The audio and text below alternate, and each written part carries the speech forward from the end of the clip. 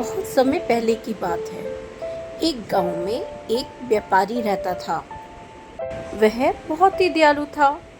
जब भी किसी को मदद पड़ती वे उनके पास आते तो वह व्यापारी उन सब की मदद करता था। एक दिन उसको एक व्यापार में बहुत ही घाटा हुआ।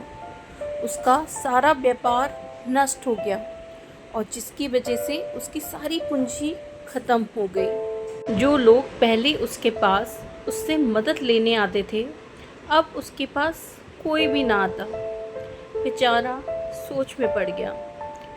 मैं क्या करूं अब? मेरी पूंजी खत्म हो गई तो लोगों ने भी मेरे से मुंह मोड़ लिया।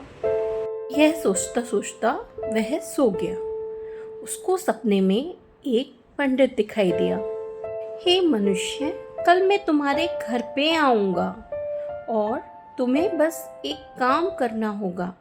तुम्हें एक छड़ी से मेरे सिर पे हल्का सा छुआना होगा। अगर तुम ऐसा करोगे तो मैं सोने में बदल जाऊंगा। यह कहकर वह पंडित गायब हो गया।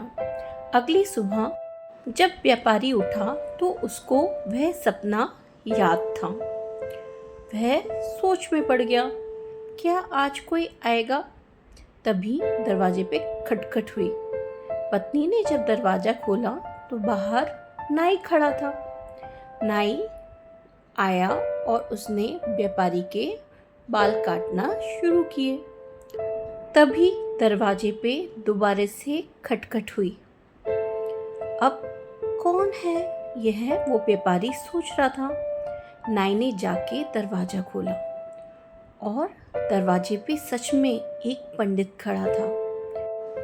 पंडित जी घर में अंदर आए और व्यापारी जाके एक लकड़ी की छड़ी ले आया।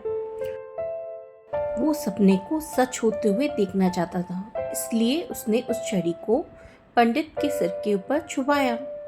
और ये क्या, पंडित सोने में बदल गया।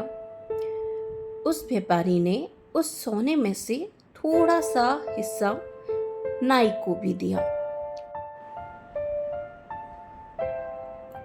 उसने नाई से विनती की, तुम ये सोना ले लो, ये तुम्हारे काम आएगा, लेकिन ये बात कभी किसी से मत कहना।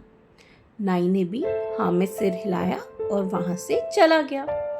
नाई को लगा कि अगर वो भी ऐसे ही किसी पंडित को लकड़ी की छड़ी से छुएगा तो जरूर ही अमीर बन जाएगा। यह सोचकर वो अगले दिन मंदिर से बहुत सारे पंडितों को अपने घर खाने पे बुलाने चला गया। सारे पंडित अगले दिन उसके घर खाने पे आ गए। उसने सब पंडितों को घर में बैठाया और जाके दरवाजा बंद कर दिया और अंदर से एक लकड़ी का बड़ा सा लट्ठा ले आया। अब उसने पंडितों के सिर पे उस लकड़ी से मारना शुरू किया। जैसे तैसे पंडितों ने अपनी जान बचाई और वहां से भाग गए।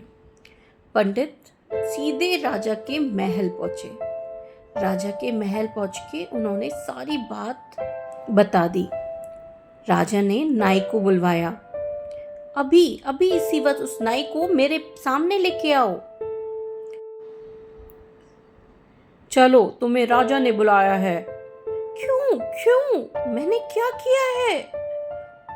राजा के सामने उस नाई को पेश किया गया। क्या किया तुमने इन पंडितों को क्यों मारा है? राजा ने पूछा।